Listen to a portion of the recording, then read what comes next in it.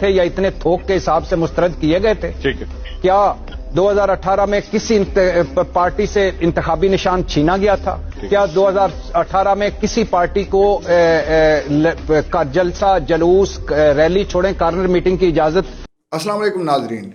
شریف خاندان اور اس کے حواری اس ملک کو بدنام کرنے کی کوئی کوشش ہاتھ سے نہیں جانے دیتے اور لگتا ایسے جیسے انہوں نے اس ملک کو بدنام کرنے کا ٹھیکہ لے رکھا ہے. غریدہ فروخی جب ایک شو کے اندر 2024 کے الیکشن کو پروٹیکٹ کر رہی تھی کہ یہ الیکشن شفاف ہے، 2024 کا الیکشن اس کے اوپر بات نہ کریں، 2018 کے الیکشن میں زیادہ دھاندلی ہوئی تھی، تو اس وقت ارشاد بھٹی نے ان کی بولتی بند کر دی اور ایسے بیان ان کے سامنے چلائے کہ وہ خود ہی پریشان و حیران رہ گئیں. یہ ہر کسی کو پتہ ہے کہ غریدہ فروخی کی صحافت کم اور نون لیگ کے ایجنڈے کو زیادہ پروموٹ کرتی ہے. عمران خان کی سب سے بڑی ناقد ہے. وہ شو میں آ کے وہی لائنیں بولتی ہے جو لائنیں اس کو دی جاتی ہیں اور ہمیشہ عمران خان کے اوپر تنقید کرتی ہے اور شریف خاندان اور اس کے حواریوں کو وہ پروٹیکٹ کرنے کا ذمہ لیتی ہے. یہی تو وجہ ہے کہ جن کی وہ غلامی کرتی ہے انہوں نے اس کا صلہ اس کو دے دیا اور 23 مارچ کو ان کو تمغہ دیا گیا. یہ ان کی غلامی کا صلہ تھا جو وہ اپنے آقاؤں کے لیے کر رہی تھیں. اس کے علاوہ صحافت کے اندر تو اس کی اس طرح کی کوئی سروس نہیں ہے کہ جو باکمال ہو یا جس کے اوپر بات کی جائے. صرف اور صرف ان کا مقصد نون لیگ کے ایجنڈے کو پروموٹ کرنا ہے. نون لیگ کے ایجنڈے کو پروموٹ کرنے کے علاوہ ان کا کوئی کام ہی نہیں ہے. ہاں، اگر وہ فیئر جرنلزم کرتی تو وہ سب کے اوپر بات کرتی.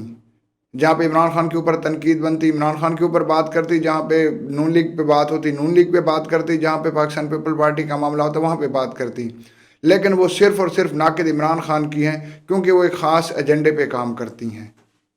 23 مارچ کو جب ان کو تمغہ دیا گیا تو اس کے بعد پاکستان تحریک انصاف کے لوگ سوشل میڈیا کے اوپر بہت زیادہ ٹرولنگ کر رہے ہیں اور وہ بار بار یہی پوچھ رہے ہیں کہ ہمیں کم از کم ایک سروس بتا دے جو اس نے کی ہو.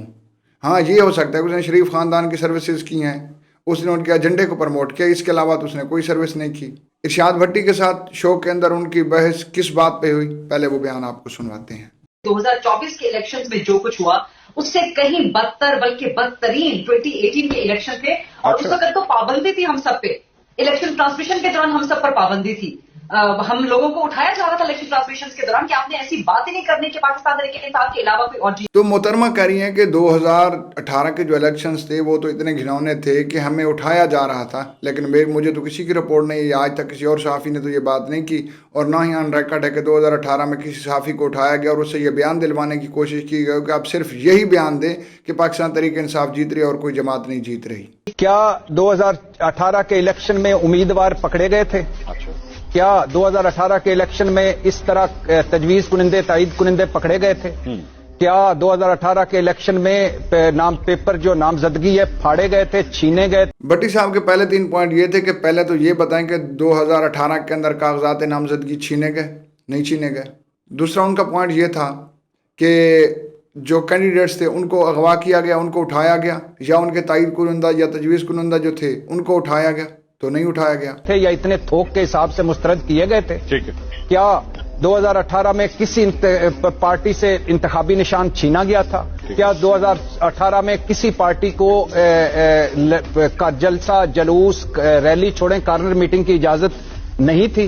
کیا 2018 میں جس طرح ایک جماعت کے پولیس تھانوں میں اجلاس ہوتے تھے کہ بتائیں آپ کے حلقے میں کون ہے سرکردہ آدمی دوسری جماعت کا، 2000 اور پھر آگے آ جائیے تو پری پول ہو گیا. تو بھٹی صاحب نے جب بتایا کہ یہ ابھی تو فی الحال تو میں آپ کو پری پول ریگنگ کی بات بتا رہی ہوں، یہاں پہ تو تھانوں کے اندر اجلاس ہوتے تھے اور پولیس والے پوچھتے تھے کہ آپ کے حلقے کے اندر کون سا بندہ جو پی ٹی آئی کا سرکردہ ہے یا کس کا زیادہ ووٹ بینک ہے، ہم اس کو جا کے اٹھا لیتے ہیں.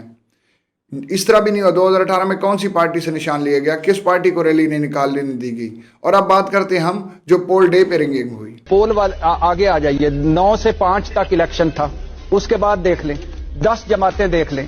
مولانا صاحب جو اس وقت دھاندلی کے سب سے، میرا بھی چھوڑ دیں کسی اور کا بھی تبصرہ چھوڑ دیں، مولانا صاحب جو اس وقت پی ڈی ایم کے سربراہ تھے، جو اس وقت کہہ رہے تھے کہ یہ سلیکٹڈ حکومت عمران خان کی دھاندلی زدہ حکومت ہے، وہ آج کہہ رہے ہیں کہ 2018 میں اگر دھاندلی ہوئی تھی تو اب دھاندلا ہوا ہے، 2018 میں اگر دھاندلی ہوئی تو اب جھڑ لو پھرا. وہ کہہ رہے ہیں کہ اب تو بھائی 2018 کا ریکارڈ ٹوٹ گیا ہے. تو مولانا صاحب کی بات چھوڑ دیں، 10 جماعتیں 16 جنوری کو نکل رہی ہیں باہر، ان کا لے لیں. تو انہوں نے کہا اس الیکشن کی شفافیت کے اوپر تو آپ بات ہی نہ کریں کہ مولانا فضل الرحمان جو کہ پی ڈی ایم کے سربراہ ہیں وہ خود اس الیکشن کو کہتے ہیں کہ یہ دھاندلی نہیں، یہ ایک دھاندلا ہوا ہے.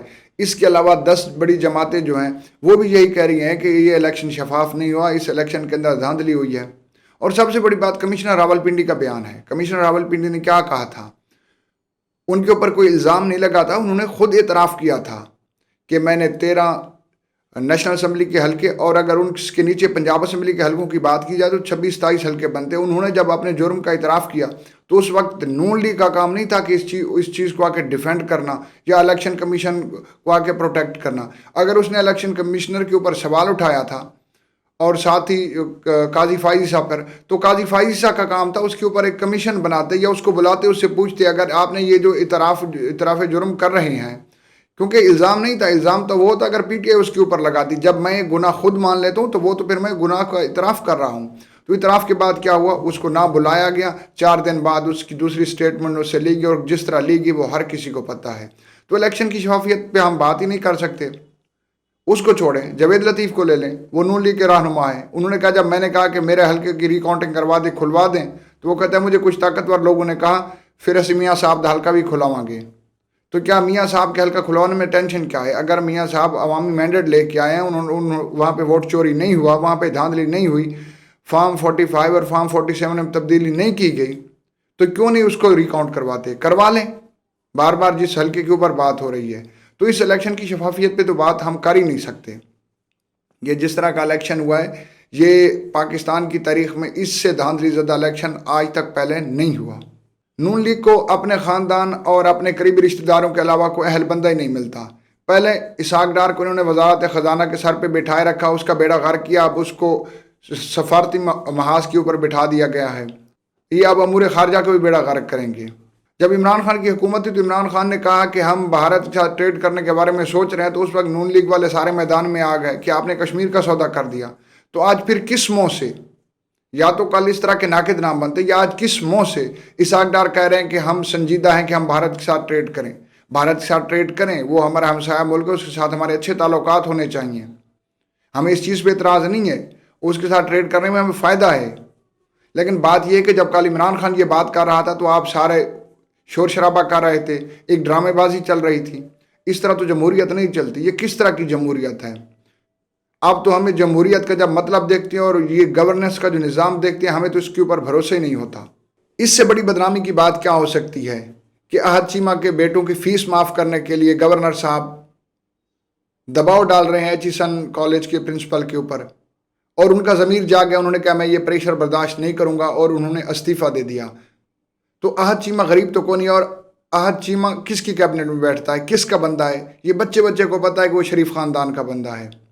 اور اب اندرون خانہ تو یہ بھی باتیں چل رہی ہیں کہ کچھ عرصہ پہلے جب ایچیسن کالج کے اندر ایک سیریمنی تھی اور وہاں پہ مریم نواز کو بلانے کی بات ہوئی، تو وہاں کے اسٹوڈنٹس نے کہا کہ اگر وہ یہاں پہ آتی ہے تو ہم لوگ نہیں آئیں گے۔ تو اندرون خانہ تو یہی بتایا جا رہا ہے کہ یہ اسی کے پداش میں ہوا ہے، اور احد چیمہ والے اس معاملے کو صرف ایک ریزن بنایا گیا ہے۔ وہ اتنا بڑا بیوروکریٹ ہے، وہ میٹرو بس کے سر پہ اس کو انہوں نے بٹھا کے رکھا تھا، ایل ڈی اے کے اوپر انہوں نے اس کو بٹھا کے رکھا۔ اگر اتنا بندہ بھی اپنی اتنا بڑا بیوروکریٹ اپنے بچوں کی فیس جیب سے ادا نہیں کرے گا تو کیا کریں کالج والے؟ یا پھر اسی عوام پہ ٹیکس لگا دیں۔ پہلے جتنے ٹیکس لگائے ہوئے ہیں، غریب پہلے سے روٹی کے لیے ترس رہے ہیں۔ یہاں پہ کیا ہو رہا ہے؟ اپنی دوستیاں اور رشتہ داریاں نبھائی جا رہی ہیں، اور عوام اور اس ملک کا کچھ نہیں سوچا جا رہا۔ اگر یہ اسی طرح سسٹم چلتا رہے گا تو یہ سسٹم زیادہ دیر تک نہیں چلے گا۔ یہ ایک ڈبہ فلم ہے، اور یہ ڈبہ فلم بہت جلد ناکام ہوگی۔ ملتے ہیں ایک نیکسٹ ویڈیو کے ساتھ، تب تک کے لیے اللہ نگہبان۔